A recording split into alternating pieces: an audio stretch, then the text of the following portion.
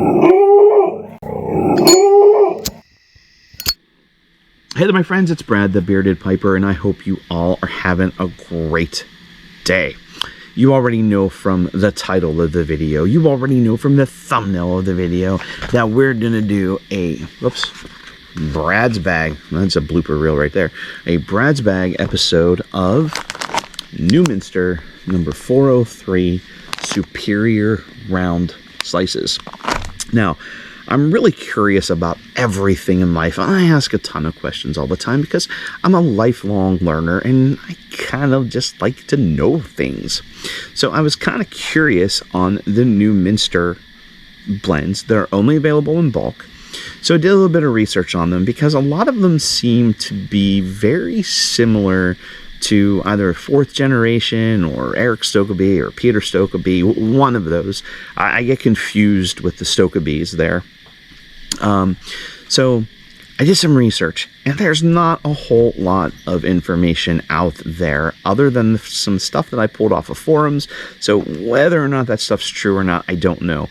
But what I do know is that Newminster was developed by Villager.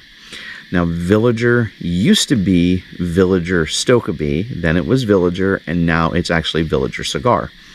And from what I gather, I think it was Eric Stokeby was part of the Villager Stokeby line. And Eric left and went out on his own, and but he wasn't the only talent in the Villager Stokeby. So when he left and went out on his own, he took his blends with him. So Villager decided that they wanted to keep in this world, in this realm, and they came out with the Newminster line. Now, that is what I gathered, right? I put pieces together and kind of took the context and put it all together. It wasn't a bad breakup or anything like that. So Villager went to McBaron, and McBaron started producing these blends for Villager. Now, I cannot gather from that point forward because Villager Cigars website doesn't list the Newminster blends at all, and I don't think there's, I want to say there's 16 of them. There are aromatics, there are Englishes, there are Virginias, and the number 403 Superior Round Slice, which is a Virginia dark-fired Kentucky. Haha, not a Virginia Perique like the Stokeby luxury bullseye flake. So that's the information, that's the history that I could get on the Newminster. And I'm not 100% sure that it is 100% correct, but I'm pretty sure I'm not far off base with it. Now, the number 403 Superior Round Slices, like I said, it is a Virginia dark-fired Kentucky. Now, Virginias sometimes don't agree with me. I can have a bit of tongue bite, a bit of an issue with the Virginias, but this blend does not do that to me. McBaron blends can have an issue with me. I can get tongue bite from McBaron blends, and I know there's a lot of folks out there that say the same thing. However, I don't get that with these Newminster lines either. Well, I shouldn't say Newminster lines. Well, let me take that back. The Newminster number 400 Navy Flake, I do get a little bit of a bite from it. But the Superior Round Slices, which is what we're talking about today, there's a bit of a spiciness to it. And that comes from the dark-fired Kentucky. So it's easy to think that spiciness is bite, but it doesn't bother me an hour later after I'm done with the pipe. So it's the spiciness of the Virginias, or I'm sorry, of the dark-fired Kentucky. Now, according to the review site, its whole Virginia leaves used as the wrapper and filler are combined with a center of dark-fired Kentucky, then rolled into ropes and cut into coins. The coins are slightly aromatic and medium to full in strength. Brand is Newminster, manufactured by Villager, which is McBaron. It says it right on the bag. It's a Virginia Burley. It's got Kentucky and Virginia in it. It's a curly cut. It's only available in bulk, and it is obviously still available. It's medium in strength, no flavoring detected, pleasant to tolerable room note, and medium taste. Now, that's the review site. Now, let me tell you what this guy gets out of it. Awesomeness, right? I like it. It's very, very good. It's subtly sweet. It's a little bit earthy, woodsy type of a blend. And there's some spice from the dark-fired Kentucky. Now, Jim Inks, who I never met in person, but I love his reviews. And I heard him on one of the Pipes Magazine radio show podcasts. And he spends a lot of time with a blend before he makes a decision, and he actually writes his reviews. And when I say a lot of time, I'm talking, not talking 2 ounces, I'm talking like 6 to 8 ounces maybe, that he goes through in a variety of different pipes, different shaped briars, mortas, clays, cobs, you know, just like he just really puts time into it, and he comes up with these wonderful reviews. Now, this is what Jim got out of it. And he says that he could almost swear that this is a McBaron blend. So this is in 2014. And an article that I read on one of the websites, I think it was dated 2013. And that's when Villager announced the Newminster line, which they announced all of it at one time. It wasn't one blend at a time. And I'm sure they've added some since. But they said that McBaron was going to be producing it for them. So Jim says he could swear it's a McBaron blend, and it is. He said he gets a familiar note of honey. I don't get. Some tart and tangy citrus, maybe a little bit. Grassy, hay, woody, earthy, light, dark, fruity, and acidic Virginias. I don't know how folks are able to taste those things.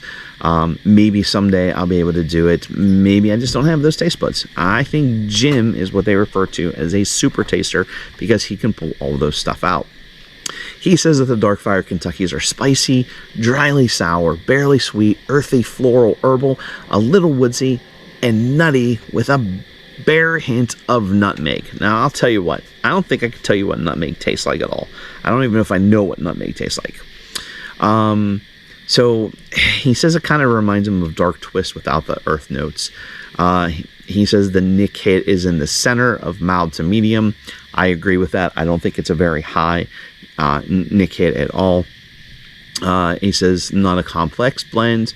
If you're sensitive to spicy blends, you risk a little tongue bite if you puff too fast. There you go. That's my issue with my tongue. It's the spiciness, and I puff pretty fast, right? So, okay, enough about Jim. This is about Brad and his bag and what I'm telling you about. So, I like it. It's a little bit sweet, not a whole lot. It is very, very earthy. There's the spiciness from the dark-fired Kentucky comes out. And it's just a great blend. So much. So this is the very first time I've ever bought a full pound of it. Now, this bag has not been opened yet. It just arrived today, actually. And I've got 8 mason jars in the dishwasher right now because I'm going to take that bag and I'm going to put it in 2 ounces in each jar, seal them up, label them, and set them aside, right? Now, I'll open one of them because this is all I have left of my original purchase, which was last year, so it took me a while to get to it. Anyway, this bag I got here is actually from November of 2022, so it's almost a year old. But it's just good, you know. I just really like it. But I put my blends, if I get more than 2 ounces, I always divide them up into 2-ounce jars, half pint jars, 2 ounces in each. I will take, if it's something that I know I'm going to go through or feel like I'm going to go through, I'll use a pint jar. But for the most part, I like to put 2 ounces in a half pint jar, seal it up, with a brand new lid. Use the same ring, but I just use a brand new lid, label it, and then set them aside. I open one jar, I go through that jar, and then I'll open the next jar if I so choose to.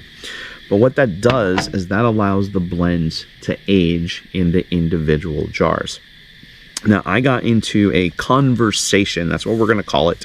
We're going to call it a conversation with a gentleman on one of the pipe Facebook groups the other day, where he was talking about the bale closed jars. These are the glass jars where the lid flips over, it's got a metal ring around it, you pull the thing up, you clip it down.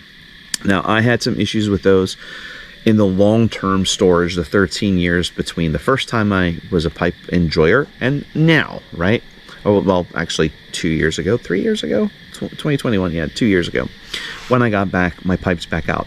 The only blends that were bad were the blends in those bell type jars, and I had one of the square tins that was open with McBaron Navy Flake in it, and that one was pretty much dry too. But those bell type jars did not hold at all. In fact, I had some Boswell's blends in Ziploc bags that were fine, but those bell type jars were not there. So he was talking about storing long term for aging in these bell jars. Not ball jars, bell jars. I'll see if I can find a picture and I'll post it up right here. So he said that there was people saying that they don't like them, and when you close them they don't get a full seal. In fact, one guy even said when you close them you can even smell the blend through it. And what this guy was talking about, he was talking about buying them at Walmart, and he was making it sound like they were less expensive, and they actually cost more to get than a box of regular ball mason jars. So he wasn't saving money anywhere. So I asked the question about, I commented and said about losing the blends in that 13 years, and they were the only ones I lost. And he said that's because I didn't take care of the humidity. And, he may be a subscriber. So if you are a subscriber, thank you. And leave a comment down below. And we started talking about, and I said, well, every time you open that jar, you're stopping the aging process. He told me that was a myth. Think about cigars. Well, I decided to look it up because I thought maybe it was a myth. It's not a myth. That is 100% true, and it's science. And I don't know the exact terms of the science, but I'm going to tell you what the science is in layman Brad the Bearded Piper terms. When you put the blend in a mason jar and you seal it off, it seals it from the air on the outside.